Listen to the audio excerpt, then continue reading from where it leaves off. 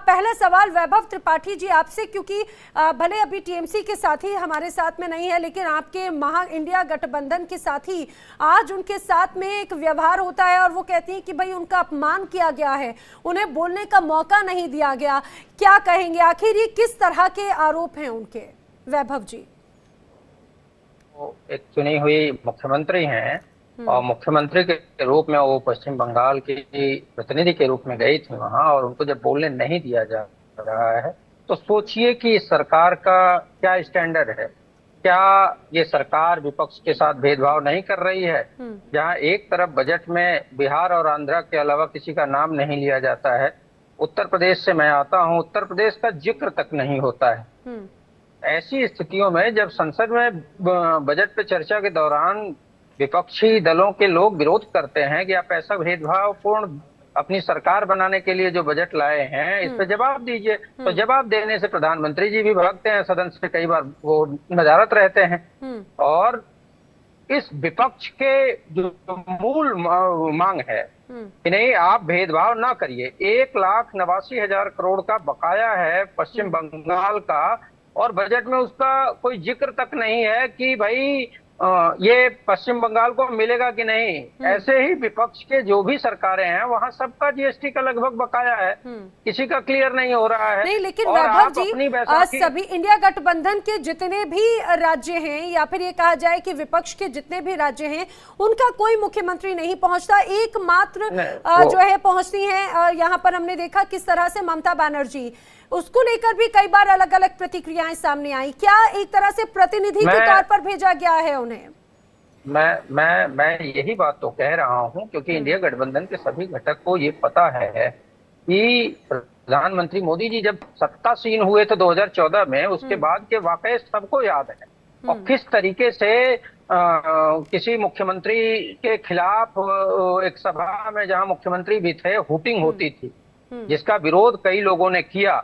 अब इन बातों को अगर आप किनारे लगा देते हैं, संघीय ढांचे को लेकर जीएसटी पे एक बार विरोध कर रहे थे, याद होगा आप लोगों को, जब तत्कालीन मुख्यमंत्री हुआ करते थे प्रधानमंत्री जी गुजरात के, कि संघीय ढांचा, यही तो संघीय ढांचा है कि आप मुख्यमंत्रियों को स्पेस नहीं देना चाहते। मुख्यमंत्री मैं इसका जवाब यही जवाब देते रहेंगे। वैभव जी आपकी इस बात पे कुछ रिएक्ट करना चाह रहे हैं? वैभव जी जल्दी से, फिर मैं विनय जी और ऋषि शंकर जी का रुख करूंगी। वैभव जी, बेसिकली नीतीश जी क्यों नहीं आए मैं उस पर तो कमेंट नहीं करूंगा, लेकिन नीतीश जी जो तारीफ कर रहे थे प्रधानमंत्री जी की, इस बात पे तारीफ कर रहे थे क्योंकि कमिटमेंट था विशेष राज्य का दर्जा और मिला है झुंझुना।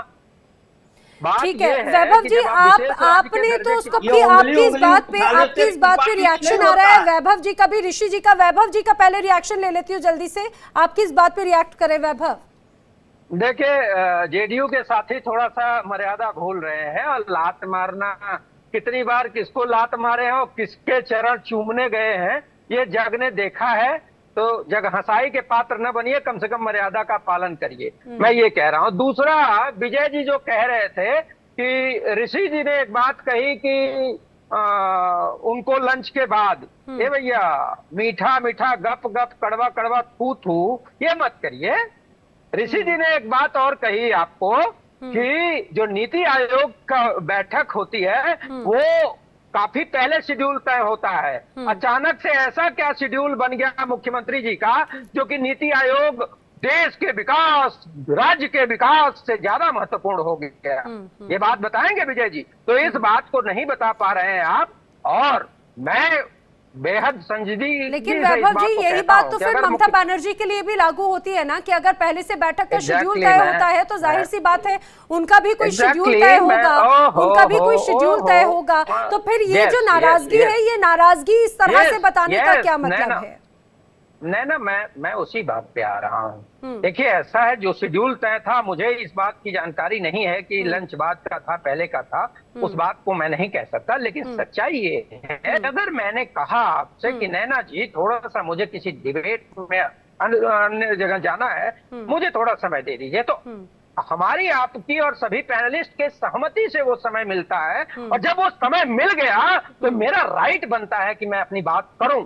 फिर बीच में आप ये कहेंगे कि चूंकि आपको हमने पहले समय दे दिया तो आपका जो 10 मिनट का समय था उसको 2 मिनट कर दे, ये बिल्कुल गलत है। ठीक है, मैं इसका जवाब विजय जी से लूंगी, लेकिन मनोज जी की बात कैसे होगा? वैभव जी, ममता बनर्जी ने कहा कि नीति आयोग खत्म करें, योजना आयोग वापस आए, तो क्या योजना आयोग वापस आएगा तो इंडिया अलायंस के जो गठबंधन के साथी मुख्यमंत्री हैं, क्या वो इस बैठकों में शामिल होना शुरू कर देंगे? क्या उन्हें आपत्ति नीति आयोग से है? योजना आयोग आएगा तो नाराजगियां दूर हो जाएंगी क्या?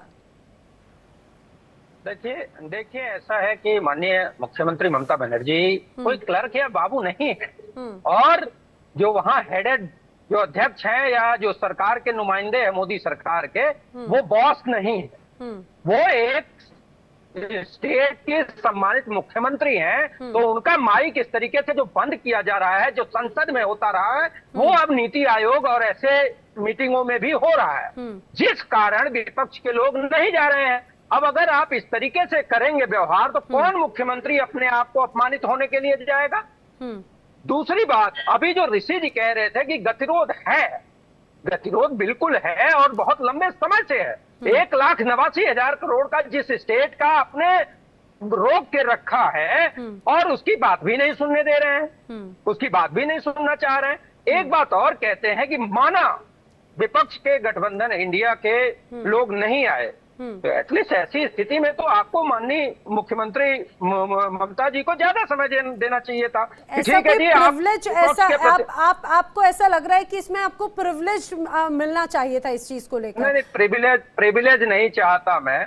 तो ये प्रिविलेज नहीं तो और क्या है कि भाई गठबंधन का कोई साथी नहीं आया, ममता बनर्जी शामिल हुई है। ओहो, मैं ये कह रहा था जहां देश के सभी प्रदेश के मुख्यमंत्री पहुंचते तो टाइम थोड़ा सा और कम हो सकता था, लेकिन मैनेज हो सकता था। आप ये कहना चाह रहे हैं कि मैनेज हो सकता था। तो आप क्यों नहीं सुनना चाह रहे? इसके लिए प्रधानमंत्री, और गतिरोध रोकने की कोई इच्छा शक्ति ही नहीं है। ठीक है, अगर इच्छा शक्ति होती तो प्रधानमंत्री, लेकिन मनोज लाल मनु जी, मैं इस बात को पूरा कर रहा हूँ नैना प्लीज। प्रधानमंत्री जी, वित्त मंत्री जी, ये सभी लोग मिलके इस गतिरोध को दूर करने की कोशिश करते। पहले मैंने देखा है, आपने देखा होगा, संसदीय कार्य मंत्री का ये जिम्मा होता था कि आप किसी भी विधेयक पे चर्चा कीजिए। अब क्या है कि प्रधानमंत्री जी बोलते रहेंगे, मंत्री बोलते रहेंगे, विपक्ष वॉकआउट करेगा, उसमें कोई चर्चा ही नहीं होगी। जाओ जी, जाना है जाओ, हम अपने से एक तरफा बिल पास करा लेंगे।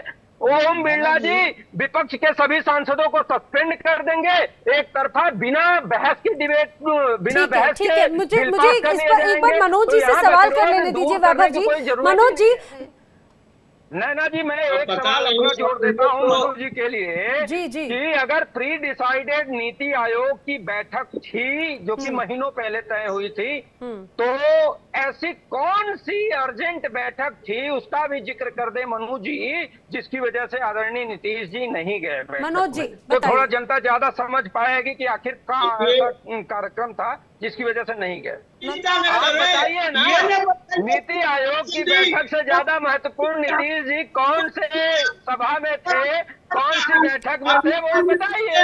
जनता ये जानना चाहती है कि नीतीश बाबू के लिए नीति आयोग से ज्यादा कौन सी महत्वपूर्ण बैठक थी। मैं आपसे जवाब दे रहे हैं, जवाब दे नहीं सकते, आपको बोलना है। अब आप, अरे आप बताओ ना, सीधा सवाल है कि नीति आयोग की बैठक जब पहले से डिसाइडेड थी, तो आखिर ऐसी कौन सी महत्वपूर्ण बैठक में भाग लेने के लिए नीतीश बाबू नहीं गए? इसका जवाब अगर दे सकते हैं तो बता दीजिए। वैभव जी, बात कौन करेगा? बातचीत कैसे होगी? समाधान कैसे निकलेगा?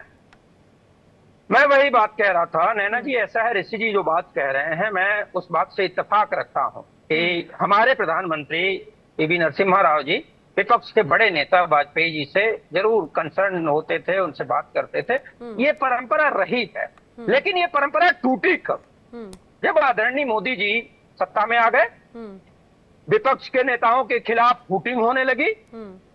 जब प्रदेश का कोई कार्यक्रम है, प्रदेश का सम्मानित मुख्यमंत्री मंच पे है, तो वहां वोटिंग होती है, जिसके बाद से ये खाई बढ़ने लगी। और मैं आपको ये बता दूं ऋषि जी, नैतिक जिम्मेदारी सबसे पहले अगर किसी की है तो प्रधानमंत्री की है और सत्ताधारी दल की है। क्या प्रधानमंत्री जी ने इसकी पहल की? एक बार एक वाकया आप बता दीजिए।